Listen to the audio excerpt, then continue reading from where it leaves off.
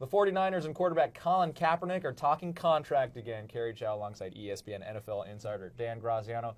Dan, what kind of deal is Cap looking for? Well, he's looking for a big one. He's looking for that Joe Flacco type of deal, that $20 million a year deal that the top quarterbacks in the league get. And that's why there hasn't been much movement on these discussions so far. The team is not in the same place as Kaepernick is in terms of valuing him. They like what he's done, but they look at it and say he hasn't done it over a long enough period of time. He hasn't delivered that Super Bowl win the way Flacco did. So do you put yourself in that class? So there's a lot of room still to negotiate. The team is motivated to get a deal done before training camp. They don't want to risk losing him in free agency next year or having to franchise him at an incredibly high quarterback cost for 2015.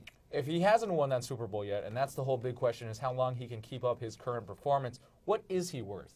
Well, again, then you look at that next tier down, guys like Cutler and Romo, but that's not too far down. Those guys have sustained levels of production over a lot of years. So what the 49ers have to do is decide how sure they are about Kaepernick being able to continue his production. Are they confident enough that he's going to perform at that level to reward him the way those guys are paid, or do they stand firm and say, look, you have to show it? And that would be taking a huge risk going into this season, because if he does have a huge year and he does win the Super Bowl, then you're stuck paying him like the Ravens paid Flacco a couple years ago, plus a couple years worth of inflation. And speaking of being stuck, if the 49ers do sign him to a huge deal, does that hamper them in the future? It does. It would put them in the category of teams like the Giants, the Cowboys, the Saints, the Broncos that pay their quarterbacks significant money, 16, 18, 20% of the salary cap every year, and those teams have difficult decisions to make. Right now, the 49ers are one of those teams, like the Seattle Seahawks, in a very fortunate position where they have their franchise quarterback at very low cost, and they can